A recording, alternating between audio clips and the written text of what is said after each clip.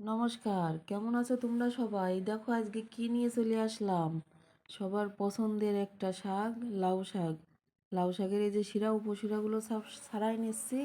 ছাড়াই নিয়ে আজকে লাউর একটা রেসিপি তৈরি করব, তাই তোমাদের সাথে আসলাম, শেয়ার করব।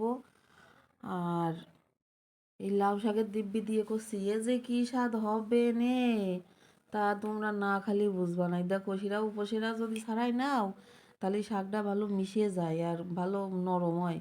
সেই জন্য এগুলো ছাড়াই নিয়ে এবার কুটিয়ে নিচ্ছি। তা টিভি দেখতে দেখতে মানুষ এই যে রান্ধে বাড়ে শাক কোটে, তরকারি কোটে, দেহ নি ডুমোর কোটে। তা আমিও কিন্তু আজকে সেই সিস্টেমে এলাম, টিভি দেখতে দেখতে সব বসে বসে কুটিয়ে নিচ্ছি। আর আছে ভাবতেছি তা তোমাদের সাথে একটু কই যে আমি কিরাম করি কি করলাম। আর লাউ শাক যে কি ভালো জিনিস, কি উপকারী জিনিস। আর শাকটাও সেইরকম তাজা শাক, আর সিয়ারা দেইছো শাকের, একদম নরম তকতকে লকলকে, মনে আছে পার্লারের তো একেবারে ব্রাইডাল সাজ দিয়ে নিয়ে আইছি, পার্লারের সাজ।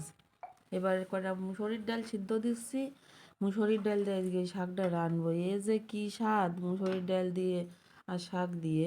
তোমরা যে যে খাওনি সে সে কইয়ে নে, আর যে যে খাইছো তারাও কইয়ে নে যে এইভাবে কারা কারা খাইছো। এবার কড়াই নিলাম, কড়াইতে দিয়ে দিলাম তোমার শুকনো জাল, তিন তেজপাতা, কয়টা পাঁচফোড়ন, এক মুঠ রসুন, তারপরে আছে এক মুঠ পেঁয়াজ দিয়ে ভালো করে নাড়াচাড়া দিয়ে ভেজে নিচ্ছি। ও আদা কুচি দিলাম কয়টা, দিয়ে একটু হলুদ লবণ দিয়ে ভালো করে নাড়াচাড়া দিয়ে একটু আধ ভাজা করিয়ে নেবো। নিয়ে ওর মধ্যে দিয়ে দিলাম একটা আলু কুচোইয়ে, দিয়ে আলুটা ভালো করে ওর মধ্যে একটু নাড়াচাড়া দিয়ে নিচ্ছি। এবার শাকগুলো দিচ্ছি, শাকগুলোর কি সিয়ারা কদিন একদম সেইরাম সিয়ারা না, মনে আছে ধরি আর কাঁচা খাইয়ে ফেলাই দিই।